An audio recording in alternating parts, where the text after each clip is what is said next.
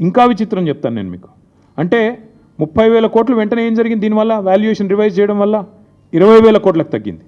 దాని తర్వాత మళ్ళీ ఇంకొకటి చేశారు. దాని తర్వాత ఏంది?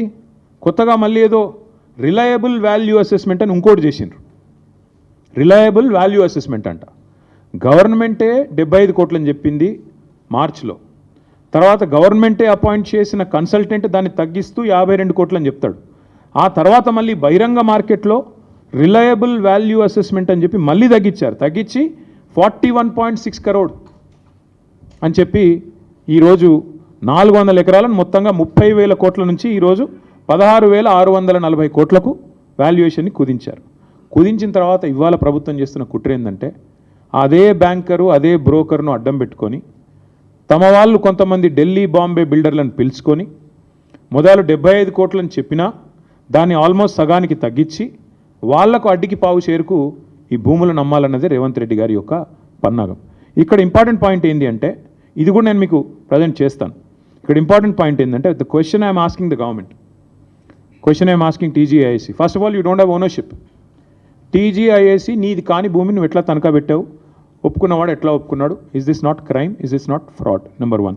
నెంబర్ 2, బీకన్ ట్రస్టీషిప్ అనే కంపెనీ, అదేవిధంగా ఆ ట్రస్ట్ అనే broker, how did the government select them? What was the నామ్ followed? What was the process followed? ఎవరికి ఇచ్చారు? ఎట్లా ఇచ్చారు? ఎందుకు ఇచ్చారు? ఏమైనా ట్రాన్స్పరెన్సీ ఉందా ప్రాసెస్లో? లేకపోతే మీ ఇష్టమైన వాడికి ఆ బీజేపీ ఎంపీ గారు చెప్పంగానే వాడిని తీసుకొచ్చి కట్టబెట్టారా? ప్రభుత్వం సమాధానం చెప్పాలి. ఎందుకంటే చిన్న ఒక రూపాయి ఖర్చు పెట్టాలన్నా ప్రభుత్వంలో ఈ ప్రొక్యూర్మెంట్ ఉంటుంది. 1,00,000 రూపాయలు ఖర్చు పెట్టాలన్నా, 1,00,000 రూపాయలు టెండర్ పిలవాలన్నా ఈ ప్రొక్యూర్మెంట్ ఉంటుంది. మరి ఏ బేసిస్లో ఈ బీకన్ ట్రస్ట్, అదే బీకన్ ట్రస్టీషిప్, తర్వాత వాడేవడం ట్రస్ట్ అడ్వైజర్స్ అనేవాడిని ఏ బేసిస్లో ప్రభుత్వం సెలెక్ట్ చేసింది? ఏ ప్రాసెస్ ఫాలో అయ్యింది? ఏ రకంగా వీళ్ళని సెలెక్ట్ చేశారు అంటే సమాధానం లేదు. ఎందుకంటే వాళ్ళు ఇష్టం వచ్చినట్టు ఇష్టారాజ్యంగా చేశారు. దాంతోపాటు సుప్రీంకోర్టు తీర్పు 96లోనే స్పష్టంగా ఉంది,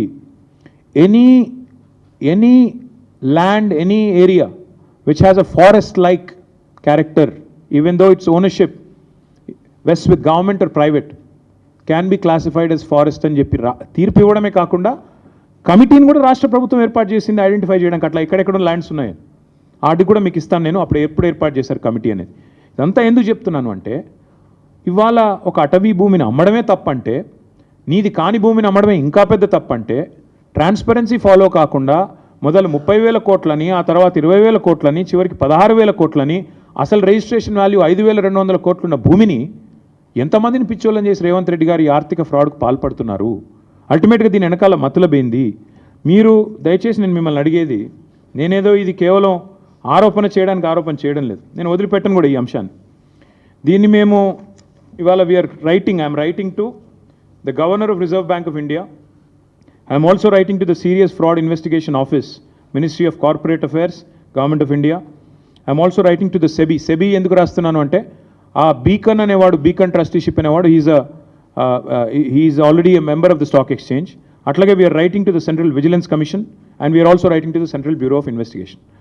ఈ 5 ఏజెన్సీలకి ఇవాళ మా పార్టీ తరఫున ఇప్పుడు నేను మీకు చెప్పిన విషయాలు, వాటితో పాటు మిగతా వివరాలు అనెక్జర్స్తో సహా, మొత్తం అన్ని ఆధారాలతో సహా మేము ఈ 5 ఏజెన్సీస్కి, నేను మళ్ళీ చెప్తాను, రిజర్వ్ బ్యాంక్ ఆఫ్ ఇండియాకి, ఎందుకంటే ICICI bank is ultimately answerable to reserve Bank of India, serious Fraud Investigation office, this is called SFIO, వారికి మినిస్ట్రీ ఆఫ్ కార్పొరేట్ అఫైర్స్ కింద వస్తుంది, వారికి, వారితో పాటు సెబీకి, సివిసికి, సిబిఐకి, 5గురికి కూడా ఇవాళ మా పార్టీ తరఫున నేను వ్యక్తిగతంగా అన్ని ఆధారాలతో లెటర్ రాస్తూ ఉన్నాను.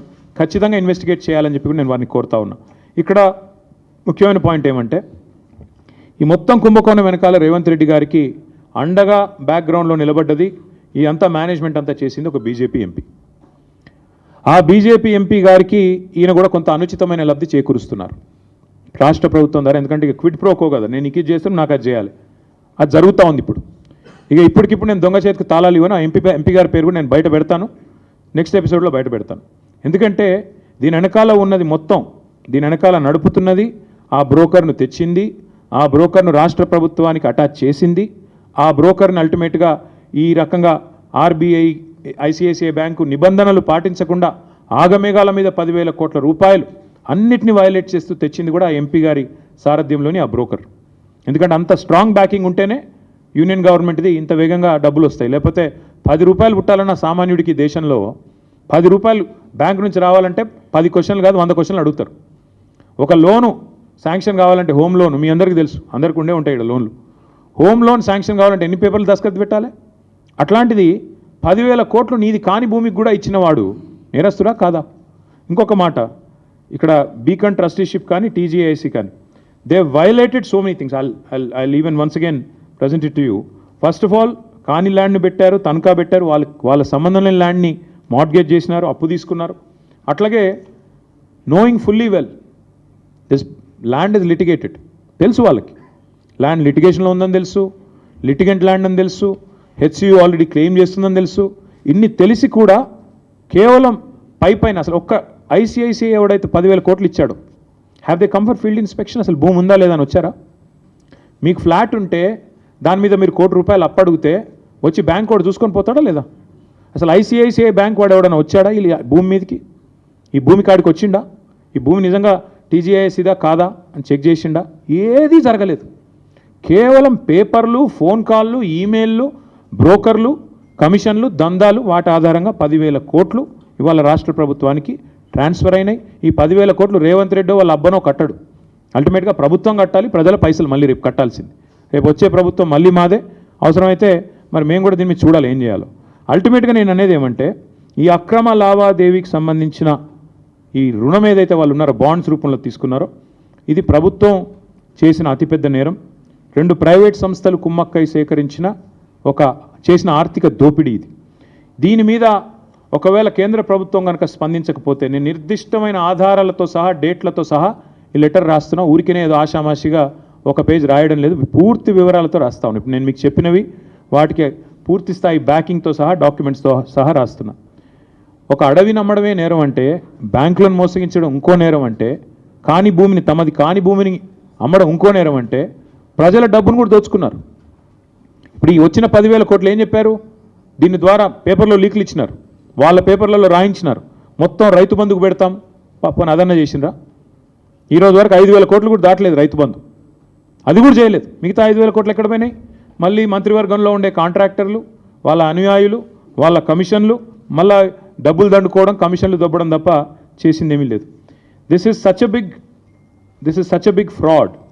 If this is not dealt with seriously right away, this has the ability to destroy a bank called ICICI and its credibility for ever.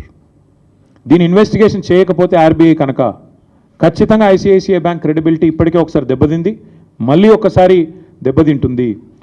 నేను ఇంకొక మాట కూడా చెప్తా ఉన్నా.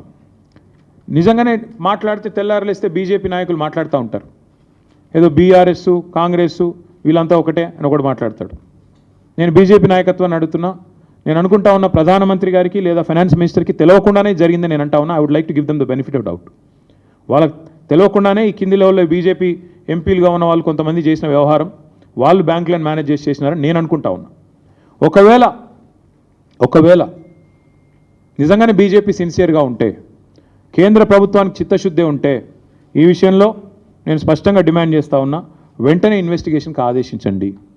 ఒకవేళ సిబిఐ కాకపోతే సివిసి లేదా SEBI can start an investigation, ED can start an investigation because money is involved, and even SFIO, Serious Fraud Investigation Office, can initiate inquiry.